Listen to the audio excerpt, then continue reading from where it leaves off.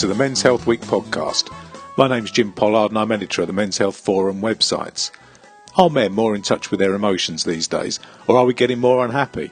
Here are two shocking statistics for you. 3 times as many men kill themselves as women, yet 3 times as many women are treated for mental health problems as men.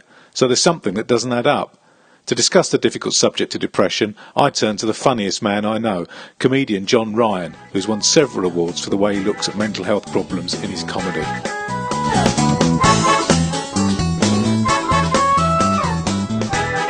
John, you've been doing comedy for how long?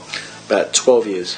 And talking about men's health? For about 7. About 7. Yeah. Are men getting more unhappy? Is it harder to get a laugh out of us? Yeah, I think it is harder to get a laugh nowadays, but I think that's because we live in a society where people have YouTube, so they already know what works and what doesn't work. Everyone watches X Factor and Britain's Got Talent, so they're all judges, and everyone's got an opinion. But also, I think people want more immediate gratification now, so some of the more whimsical, longer-winded stories that have got big payoffs, the audiences just don't want to go along for that ride. Yeah. So you think there's some comedians who have been successful in the past who would struggle today? Sort of the guys who kind of sit down and tell you stories. Yeah, if you look at someone like Jimmy Carr, Tim Vine, Michael McIntyre, even they have quite snappy little vignettes that you can just go, I'll have a minute of that, minute of that, minute of that. Yeah. But you go and see some other guys and they're doing stories like Russell Howard's a good example, great storyteller. But that doesn't come across on TV. Yeah. He's got to be much more gaggy, much more punchier, much quicker. Yeah. And it's the same with 2 or 3 of the health stories I do are kind of 5-minute long, but they have a big payoff with a few little laughs along the way. And when I've been asked before to do recordings, they'll say, well, we can't use them, they're too long. And you think, well, actually, storytelling, before we were writing, we used to pass on all our traditions orally, didn't we, through storytelling? Yeah. But no, we're going to change that with podcasts. Absolutely. What about men in general? I mean, are we depressed? It seems to me that there are distinct groups of men who are depressed. I've got teenage boys, so I'm very aware of the pressures that they're under. But I'm also very aware of the fact that they're much more health conscious than we were at their age. So, I mean, I would wear antiperspirant. I didn't really wear aftershave when I was a teenager. That might have just been me though. I was always scummy, according to my daughter.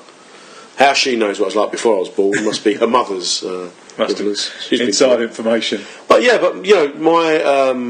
my sons will think nothing of maybe having a manicure or a pedicure. Or my second boy he would live in a bathtub if you could provide him with food and Facebook. He wouldn't get out of the bath. Mm. So, I think guys are much more aware. They want to have 6-packs. They want to look healthy. They want to look fit.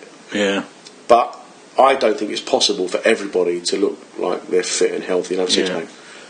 I did some work in South Wales, and I was with this guy from Latvia, and we were talking about steroid abuse, and it was amazing the amount of guys down there, and apparently in Eastern Europe it's big as well, who abuse steroids, and they're massive. They're bulked up, all cut and ripped like Arnold Schwarzenegger. Tiny testicles. So maybe that is the downside of steroid abuse. It is a bit. Very spotty backs and faces, but they want to look like a strong man. Yeah. Whereas if you watch old football matches on TV, like if you look at the England 1966 World Cup winning team, me and you could have got a game. They look, apart from Bobby Moore, who walks on water, Bobby Charlton looks about 90. Yeah, George Cohen probably was a bit overweight then. George, again, works with him. Very, very nice guy. Yeah. He's had health issues. He had cancer, didn't he? Bowel cancer. Yeah. George Cohen. Yeah. And so it strikes us all. Yeah. I've got a mate of mine who's 33, and he's since the 1st of January, he's been drinking kelp and sea algae or something like that. Who brews that then? Yeah, he makes it in this special liquidizer he's got with a sieve. Right. Which costs like 200 quid. Well, mate. If you spend that much on it, you've got to use it. You want to lose weight, don't you? But then my other mate, he's now coming to his 10th month of gym membership for £42 a month. He's been about 4 times. Yeah. It's got to be a bit more than just desire, isn't it? Depression's is more and more of a problem. World Health Organisation say it's going to become the biggest cause of ill health, even overtaking heart disease.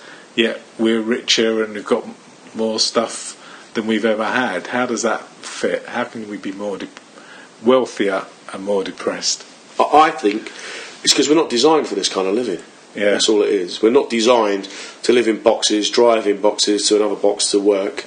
We're not designed to have to be awake from 8 in the morning till 5 in the evening and then sit on a commuter train for 2 hours. We're not designed to eat like at 8 o'clock, 12 o'clock and 5 o'clock.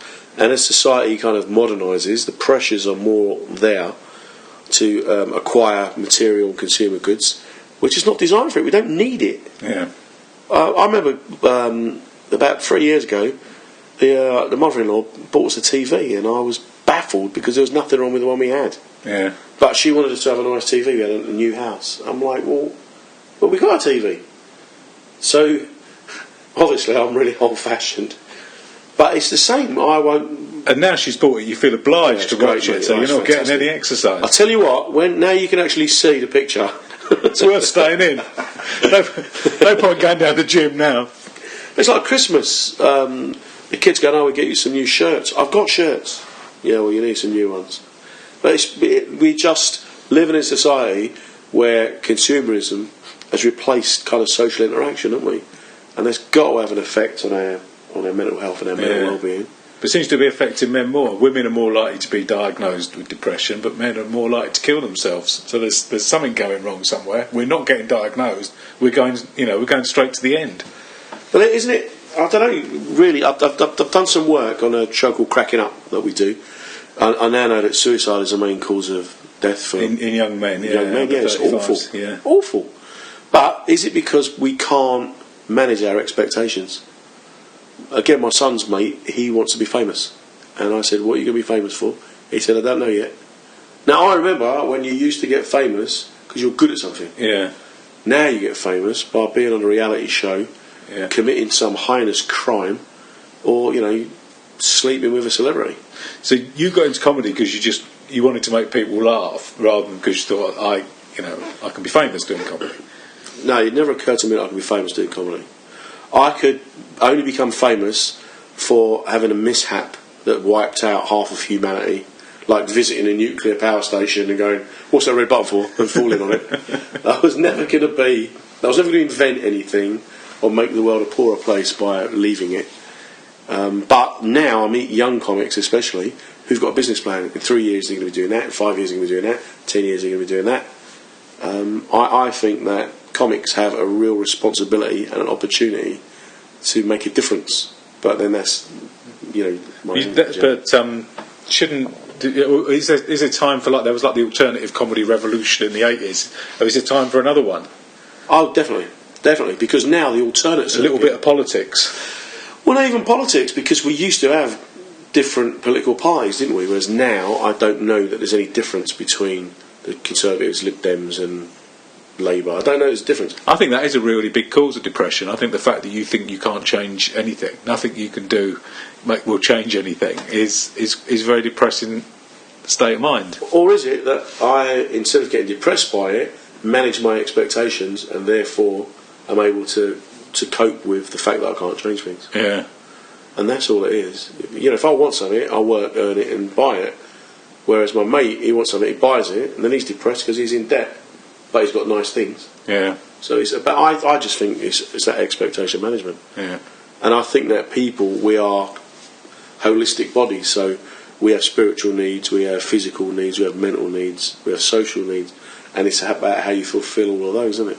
And a lot of people neglect the spiritual ones and for the material ones. Yeah, I'm not saying that everyone's got to believe in God. And, no. I'm not a Bible basher. I'm not a religious fundamentalist or anything by any means. But I know the names of my neighbours. Yeah. Well, there's a start, mate. Let's have a get to know your neighbours day.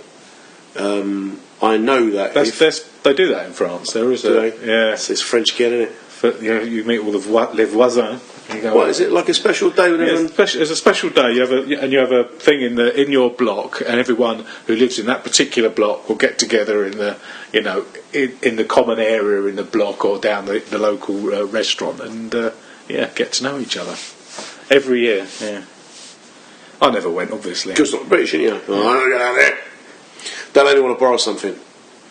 But I think that I had a conversation with a very successful comedian who's a multi-millionaire who suffers from depression, and I said, maybe if you gave some of your money away, it might make you happier, because money can't buy you love, but it can make other people happier. Happiness is infectious. Seems to have worked for Bill Gates.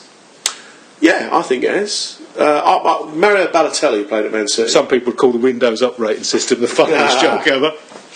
So he's a comedian. Yeah. Mario Balotelli, who played for Man City, who had a reputation of being erratic on and off the pitch. I used to love reading stories about how he would drive around Manchester giving out money or go to the pub buying a round of drinks. And I said to, a very successful comic, why wouldn't you do that? You've got like 50, 60 million quid, mate. Why don't you go and just stuff envelopes with fivers and just hand them out to people? That sounds like good fun to me. I think it would be hilarious fun. I'd love to do that. I'd love to be able to feel like I could do it. Yeah, or you would go and get a couple hundred people, dress them as Rupert the Bear, and just have a parade. The fun you could have. Every year they have the Notting Hill Carnival, which I believe was started so that the black community could show, the rest of London what their culture was about, and obviously in the hope that white people would stop attacking them. But you go to Carnival now, it's a fantastic day. People dress up, and there's no point to it. It's just music and fun. Yeah. People go, there's crime or whatever, but you get that wherever you get large gatherings. There's not that much crime at Carnival, though, is there? No, it's just much. But if I were to have been a multi-millionaire, believe me, a bit of John Ryan Carnival, and I'd be encouraging people, just turn up and do what you do. But in this society that we're living in, people just, they're just greedy, I think. So this very, very rich comedian who you're not going to mention, why didn't he, when you suggested that, why did he say, I don't think that's a very good idea? He thought I was after money from him. Well, you wanted to take the first envelope. I said, I don't want any of your money, mate. I'll come with you and help you. And then, I'm not joking you, he had got a glint in his eye and he went, the publicity for that, I'd sell tickets on my tour. I'm like, mate, here's your problem. Here's your problem. Money, you can't eat it, you can't wear it, you can't take it with you. And when you've got enough, I think you should go stop. You can snort cocaine through it, I suppose that's the problem. Again, make your testicles small. It all comes back to small balls, Jim. Yeah. But, and this is why I'm fascinated by people who, and again, because of the work I do, I know a good few people who are very wealthy. You go to their houses, you've got to press a buzzer at the gate, a CCTV camera comes on you, gate opens and closes like something out of Mission Impossible, and then you walk down a gravel path so they can hear burglars, through a front door that would stop a tank, and then they've got a row of TVs in the hallway. I'm like, well, it's really cosy, isn't it? It's very difficult to do comedy drawn from real life if that's how you live. Well, yeah, I think that's part of the problem that some of them have. But I just think that where there is money, but again, I've been out to Afghanistan, and I see the money that we spend there on our forces, and I'm not in any way being disrespectful to them. But if we were to just say, Monday and Tuesday, we're not going to fire any weapons, the money that we would save, we could then invest. Be enough for another banker to have a bonus. Or we could just buy clown shoes for people, and everyone could walk around in clown shoes. That's Red Nose Day, isn't it? Back to Red Nose Day. Red noses, yeah. Well, you could do something. There's got to be a way of redistributing money that involves an element of fun.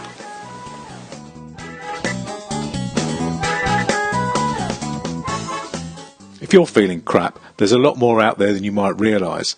You don't need endless drugs or years of psychotherapy. I've been talking to Adam Thearle, who works in psychological therapy and primary care in the south of England. He told me about the wide range of support available, how, since the last government commissioned Richard Layall to write a report that showed the true cost of depression, the NHS has really stepped up its game, and what symptoms to look out for in yourself as signs of depression. There's a lot you can do quite quickly to feel better if you make the choice to do so. We do what we call stepped care these days, and depending on the kind of chronicity and severity of difficulties people are experiencing. generally the first port of call would be the GP these days. Essentially, they're the kind of coordinators now of care. So, depending on that initial presentation and what people are asking for, would depend really where the GP might consider. What sort of things are there though? Because it's not these days. It's not just drugs, and some people might think that might be something. The one thing that's putting people off going is they think the only solution is drugs. Sure. Yeah, there's drugs. There is a range of talking therapies now, be it one-to-one or group work. There's a mindfulness, which isn't particularly a psychotherapy. And there is bibliotherapy on offer, guided self-help. And sometimes it's just about a little bit of what we call watchful waiting. Just there's that sense of someone's expressed something. They're part of a system now, and they're just allowed a bit of space to kind of see how things go. Have things changed quite a bit in the way that the NHS has responded to these sorts of things? It's an awful lot, really. I think perhaps if you look at the last, I guess the most changes that I'll be aware of would come in the last 5 years. Yeah. Really, where it used to be, I suppose, more of a kind of secondary care. So by that we kind of mean more kind of hospital-based kind of settings. But it's come more into what we call primary care, which is at the GP kind of community level. The Layard report made a big difference. Yeah, it did, and that was the real driving force behind the Improving Access to Psychological Therapy project, which is what certainly Times Talk here in the South is about, and it was about bringing short-term psychological therapies into the kind of community setting, making them much more readily available. Why do you think that report had so much impact? Is it because it was showing how much money we're wasting by not helping people with these sorts of difficulties? Well, I think Lord Layard being an economist, I believe, that was his remit. I think to look at the impact of mental health, and that actually it impacts on the nation, and I think tracing back, there were other studies that had looked at kind of health in general, I guess, and the impact on the functioning of a population. So he just really kind of took it specifically in the mental health area, but it provided some very frightening figures for people. Yeah. You mentioned CBT and mindfulness. Can you just say a little bit more about what they involve? Yeah. Well, CBT, cognitive behavioural therapy, it's quite a focused form of psychotherapy, looking at the relationship between our thoughts, emotions and behaviours. It's more kind of present focused, so not necessarily about delving into the past, but it does require and ask people to have a think about what they would like to get out of a process of therapy, so it's quite goal orientated. There's an outcome there. So this idea of 2 years psychotherapy that maybe is another factor that might deter people, that's not what this is about at all. No. I mean, the current IAP project looks at 20 sessions as a maximum, and for what we, in our world, we kind of call the mild to moderate kind of intensity of difficulties people might have. Generally, that's about enough. Yeah. But there are, of course, some people that need more than that, and there are still services at secondary care level. Yeah. And what about say a little bit perhaps about mindfulness? The mindfulness that the NHS uses is mindfulness-based cognitive therapy. The mindfulness is a form of meditation, and there's a range of different meditations that are out there. But I think the more accurate way of describing it would be a form of mental training. Essentially, Mark Williams some years ago kind of took the concept of mindfulness and the concept of cognitive therapy and could see where there was a good marriage there. Certainly looking at the way we relate to our thoughts. So he put together quite a formularised 8-week programme that has been taken on by the NHS specifically for recurrent depression. Really. So it looks at kind of helping us to stand back from our experiences, see them in a different way. It's about sort of taking part in the present moment rather than worrying about the past or fretting about the future. Yeah, so giving us a different way to relate to our experience, and bringing in ideas like acceptance and compassion. Yeah. So 8 weeks doesn't sound like massively daunting for people. So is that something that you're going to get in pretty much anywhere in the UK where you go and see your GP? Is it beginning to be all over the country now? Yes, I mean this is how things are supposed to be, but each area and each kind of commissioning area will provide the services that they see suitable for their service. What evidence is there for this new kind of more talking orientated approach? Well, there is an awful lot, really. CBT particularly has been researched extensively since since the 70s. MBCT as a more recent thing. It's research in progress, but still, I mean that originated around the 70s over in America. But the government uses the National Institute of Clinical Excellence, NICE, to basically research what is the most appropriate and evidence-based treatments for different conditions, and around depression, anxieties, that they have come up that CBT has demonstrated under research that it's the most suitable and most effective. What would you say to encourage men who are going through difficult times to go and talk to someone? Oh, difficult question, that one, to be honest. I mean, I guess it's okay. We realise that there is a stigma still attached to mental health, unfortunately, and it's interesting that over the last few years, I think it is coming a bit more into mainstream. We have some, I guess, people that we call celebrities that are being more open, talking about their experience. So something of the kind of normalisation is happening, but everything will happen in confidence. So any kind of opening up that someone might have, whatever stage it's at, be it at the GP level or subsequently with any specialist service, is always confidential.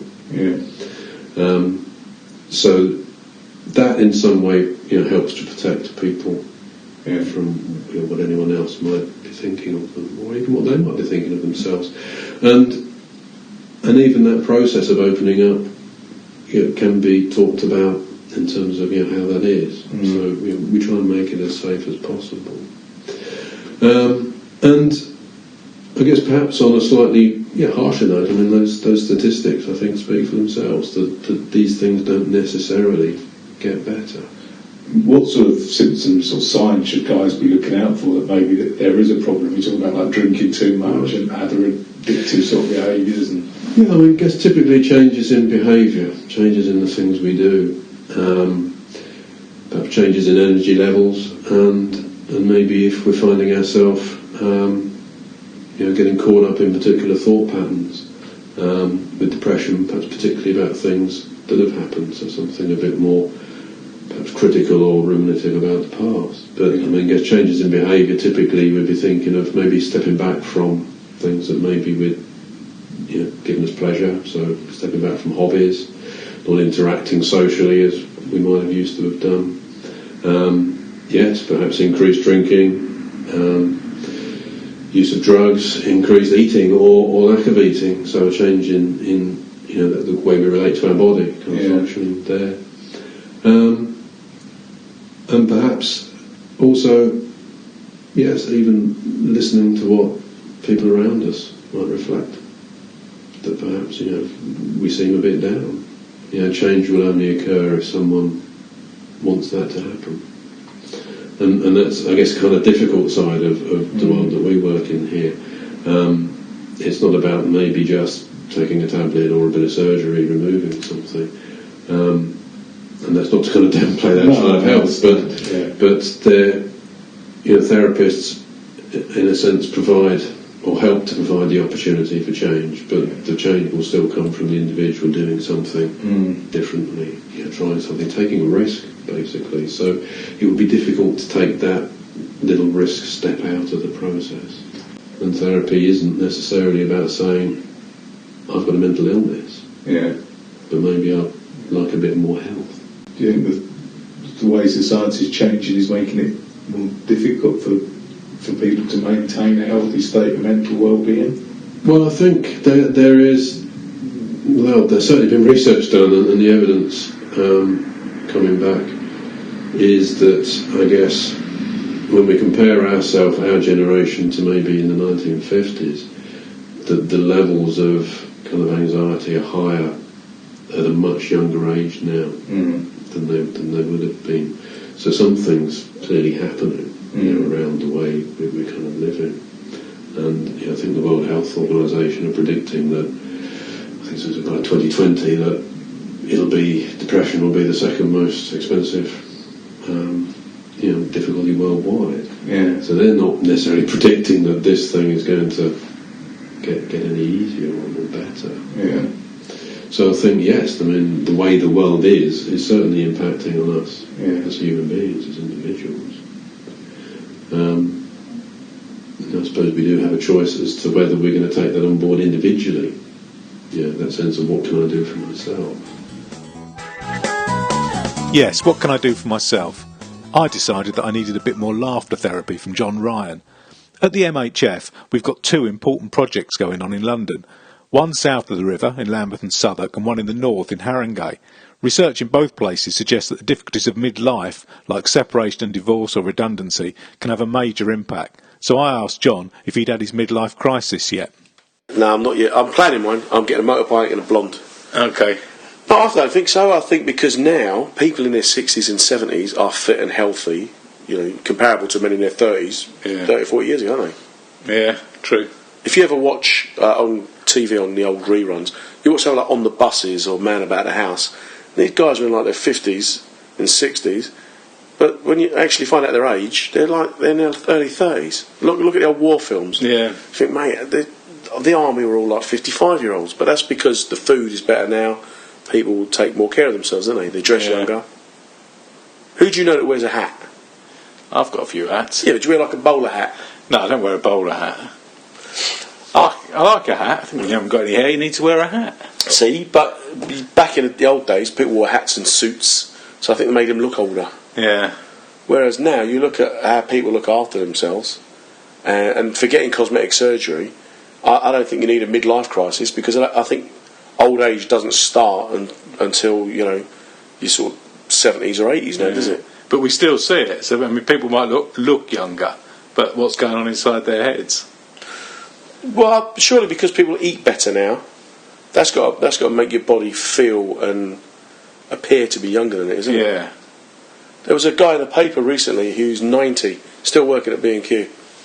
And you think, that's 90, well, why shouldn't he be working at 90? Went in there as a customer. He's still looking for the hammers. Yeah, but if you think, even now, maybe because I'm getting older, I work a lot with young dancers in their 20s. Yeah. And with the greatest respect to them, I've yet to find one that I wouldn't look at and go, that's a child. Whereas I look at women in their 50s and think, wow, look at her. My son's like, that's disgusting, that's someone's gran. I'm like, wow. Someone my age. Gorgeous. But it is, isn't it? It's, I can still... my dad, when he was my age, probably smoked a lot, probably had a beer and that. He didn't go play football, he wouldn't go for a walk, he wouldn't go for a swim. So I think now we are 20 years younger than comparable ages 30. So does that mean we're going to buy Aston Martins and stuff when we're 60? Well, I want a rally chopper. When I turn 50, I want a rally chopper. Did you have one when you were a kid? I couldn't afford one. Yeah. But this kid called Graham used to let us ride his around the block. Right. He was a good lad. I think he had something wrong with him, and that was his way of making friends. But I could have been wrong. I didn't mind. I rode on his bike. But that's how it was in the old days, Jim.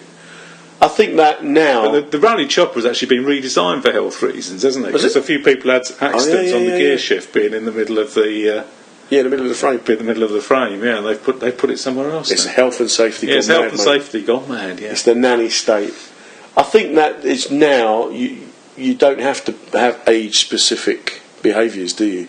So if you look at some of the top sort of singers and that now, you like Elton John. Yeah. He's not a spring chicken anymore, is he? Phil Collins. They're the only two I know, really. I don't like that sort of music.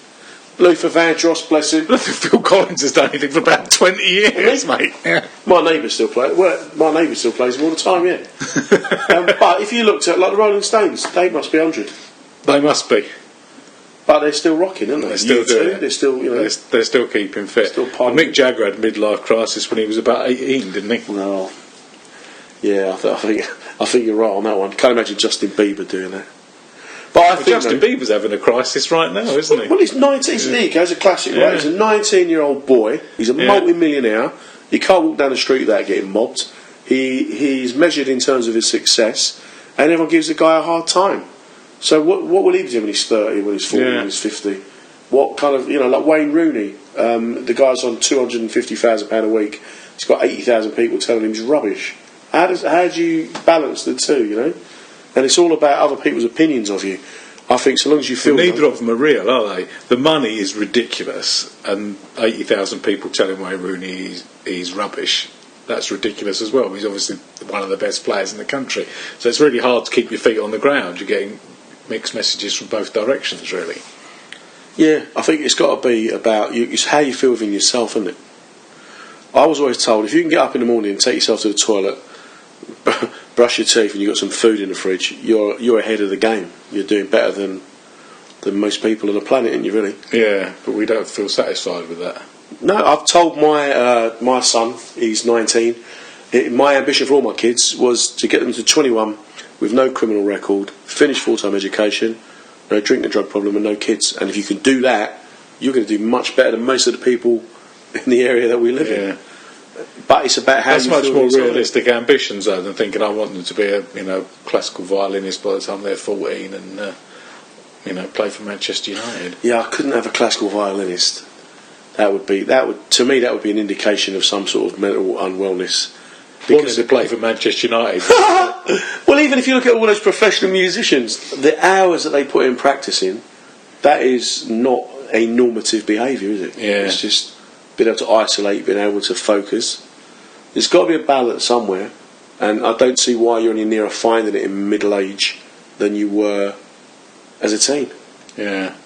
But maybe that's what causes people to have a crisis then, because you're still looking for an answer to a difficult question.